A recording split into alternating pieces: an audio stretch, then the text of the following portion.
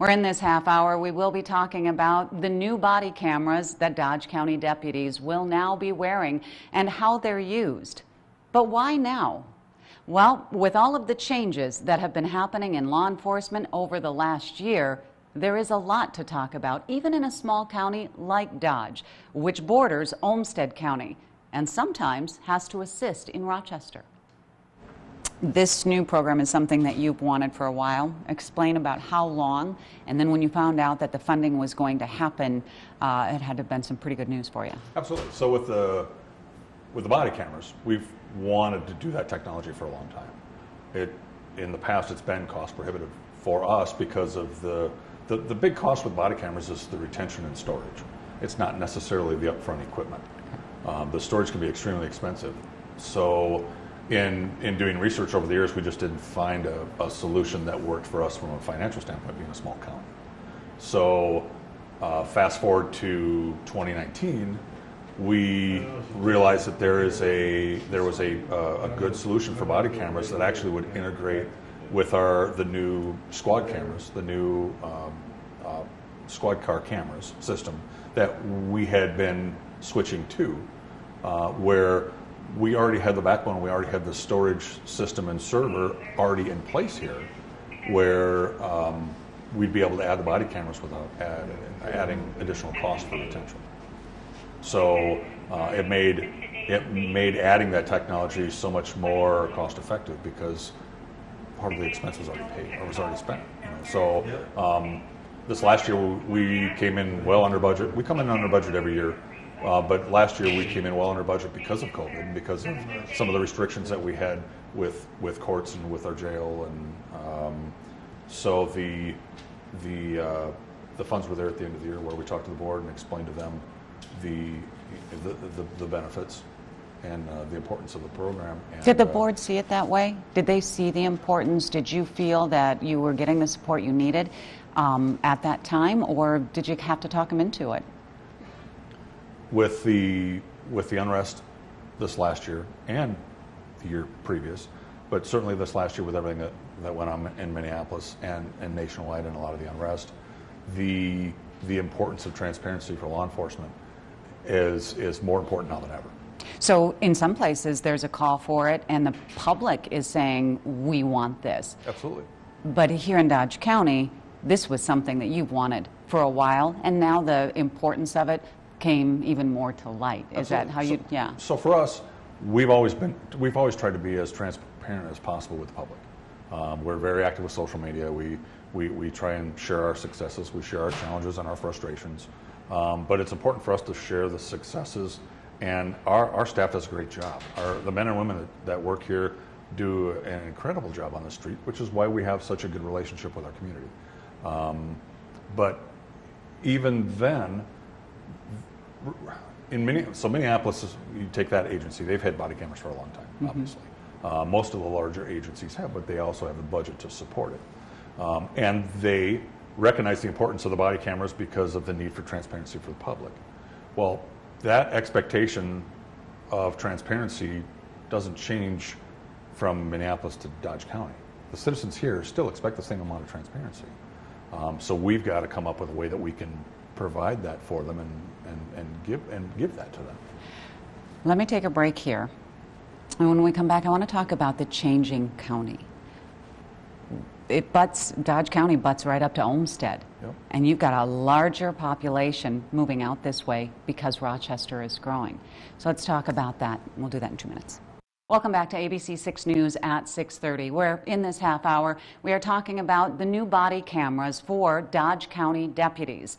As I mentioned before the break, Casson is the only city within Dodge County that has a police force, which means that all the 911 calls outside of Casson are responded to by Dodge County deputies.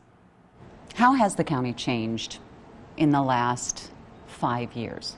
And what are the needs that you're seeing now where you didn't see maybe 5 years ago or 2 years ago? The things that have really started to become more apparent, whereas 5 years ago you didn't have to have the mental health calls or stuff like that. Right. So I think in the last 5 years, one of the things with smaller counties like ours, especially smaller counties that border larger communities like Rochester and Olmsted County, one of the benefits for us is that we see a lot of people moving here from Olmsted and Rochester who want to be in that smaller community, who want to be in a community they feel that's safer. And they're looking for that kind of an atmosphere, they're looking for that kind of a relationship with their law enforcement, and they get that here in Dodge. So from that standpoint and that population increase here, that's been a big positive for us, because for us it's more people that support us. But at the same time, that has to be more challenging, because I would imagine that means more 911 calls. That means more 911 calls. It means more calls for service. It also means that a lot of the people who are moving here are expecting the level of transparency that they get from the bigger agencies that have the bigger budgets. You know, so like I said, their expectations aren't any different here than they are in Rochester. What are you going to do with the drone? So people would think you wouldn't need one here. If you need one, you got something very close. It's going to come from Olmsted. Yep. So the drone program does. There are so many different benefits to it that benefit both the community or the public and benefit law enforcement. We know that criminals do their crimes and then they run. Absolutely. And how that drone is going to help you. Absolutely. So, you know, we've had situations where somebody almost died last year. We've had foot chases and issues. We've had situations where we've had suicidal subjects with weapons and standoffs, to where had we had that technology to be able to get a better overall view of that area, we may have known that there was a weapon. You know, thank God for us, nobody got hurt. The person involved or law enforcement, but we want to protect both in that way. You assist other agencies as well. I know that when there was a crime recently, last 6 months or so in Freeborn County, you dispatched some of your people. Absolutely. You know, we sent people to Elberly. We sent people to Minneapolis.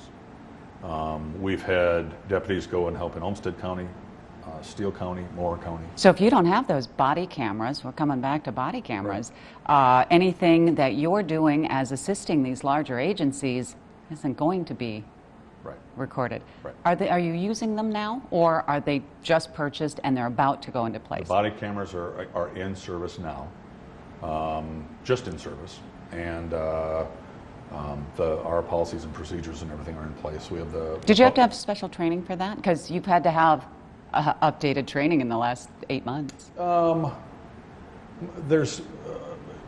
It's more so training our staff on the policy and procedure requirements for when the body cameras are used.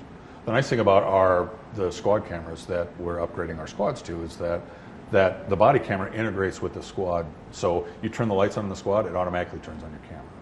So they don't have to physically turn it on if they're in a rush and adrenaline's going. So the ones that have older squad cameras that aren't updated yet, they do have to manually. But eventually, everybody will have an automated system where it automatically turns on. They also don't have to worry about downloading anything. It automatically downloads. It's all wireless. Do any of your deputies worry about this at all? I know that you want and they want the transparency, and it does protect them to a certain extent, but there are things that get said that maybe myself as a deputy I wouldn't want. There are certain privacy questions that have come up, and I can see where in some agencies there would be a concern about the body cameras being Big Brother, being admin watching staff, and we don't have that kind of an atmosphere or relationship here. They know the purpose for the cameras. They know why we've got them. They know it's to not only protect the public and to make their job safer, but it's also to protect them from allegations that may be false regarding how they handle the call or their behavior or word said or whatever. Welcome back to ABC 6 News at 6:30, where before the break we heard from Sheriff Scott Rose here in Dodge County talking about the drone program and his new body cameras that his deputies will be wearing. We're going to be shifting focus now to talk about one of the most publicized cases to come out of this county in a long time. And recently there was a national program just within the last week that aired about Lois Riess, the woman who killed her husband David in Blooming Prairie in this county back in 2018. When I talked to Sheriff Scott Rose on the day she was sentenced last summer, He declined any other media interviews and continues to decline media interviews about this case because he says that every time we talk about it, the family gets re-victimized. When they came to you and wanted to talk to you, or anybody wants to talk to you about this case, why do you decline? This family's been through so much. They've essentially, because of their mother's actions, they lost their father. Now their mother's in prison. The grandkids have lost grandpa and grandma. Mom's lost her son. There are other siblings that are still trying to process all this.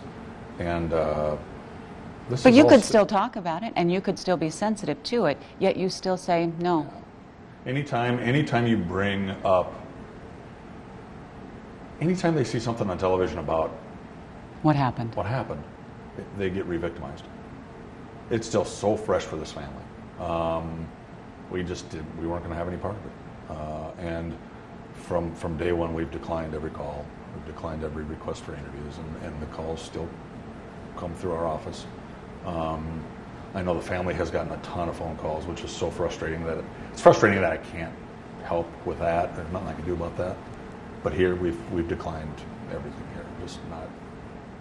I won't give it any more light then. We'll move on from there. Right. What was the premise behind your podcast? And it's new. How new? It's very new. It's a project that I started in November. As you know, I've been involved with the Minnesota Law Enforcement Memorial Association and the Law Enforcement Memorial Foundation for Southeast Minnesota, and I'm passionate about fallen officers, about surviving families, and prior to law enforcement, I was in radio, I was in broadcasting, and audio production was my forte, and so I still do voiceover work at home in a studio there, and this was a project for me that allowed me to take parts of both of my careers that I dearly love both, and combine them and highlight a group of people that I'm so passionate about, and to be able to share these stories. And this podcast is not about you. No. It's a project done by you, but Yep. you are trying to shine a much bigger light on who these men were before they died. Yep. So the goal of the podcast, there's so many different aspects to the podcast. So once you start listening to it, we put you back in that era. Historically, we try and put you back to that time. You tell the story. It's a story. It's always, so it's not an interview-based podcast. It's not a video podcast. It's audio, and it's done in a storytelling narrative format. And we try and put you back there. We try and help you understand who that officer was, and it's to show the service of these officers, the sacrifice that they made to honor not only the fallen officer, but honor the survivor families. Before we end tonight, we are talking with Sheriff Scott Rose here in Dodge County at the Law Enforcement Center in the courthouse, talking about body cameras, the drone program, and the most notorious case to come out of this county in many years. But we shift focus to talk more about a podcast that Sheriff Rose started just within the last few months, how it has changed the lives of families of fallen officers, his involvement, why he got involved, and what this is doing for so many. We have a lot that honors our military, our veterans. Not as much for our law enforcement, whether fallen or retired. People who have served a career, served their communities for decades. I know that there are other law enforcement that are passionate about this, but it takes on a new level for you. Do you ever wonder why? I don't know. I have gotten close to a lot of surviving families, as from families who I knew the fallen officer when I was a kid, to families where one of the fallen officers was one of my best friends. To the first line of duty death in Rochester, his 9-year-old daughter at the time is my youngest son's godmother. So you are very connected. Yeah, I'm very connected to it, and to me, I'm passionate about it. My biggest fear with the podcast was was making sure I'm not re-victimizing anybody. And the families have shared so many benefits that they've seen from being involved with these podcasts. How so? Like what? It's been so rewarding. Fallen officer families who, through the podcast, learned things about what happened to their loved one that they never knew before.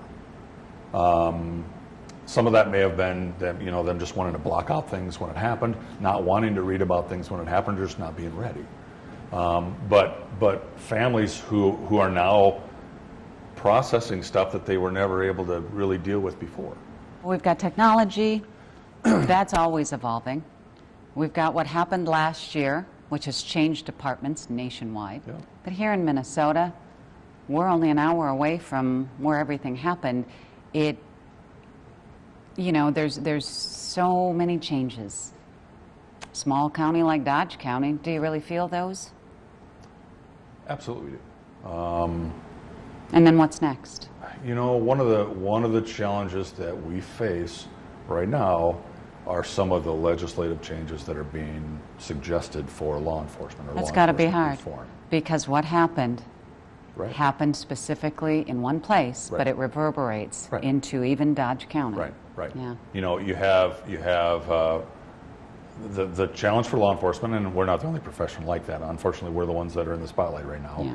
Is you have one officer that makes a bad decision or bad choice, and people tend to use a broad brush and paint everybody bad. And that reform needs to be done everywhere. And the frustrating part for agencies like ours, for example, with the state of Minnesota, suggesting all these different reform changes that need to be made in regards to training. And in regards to, and what they don't realize is most.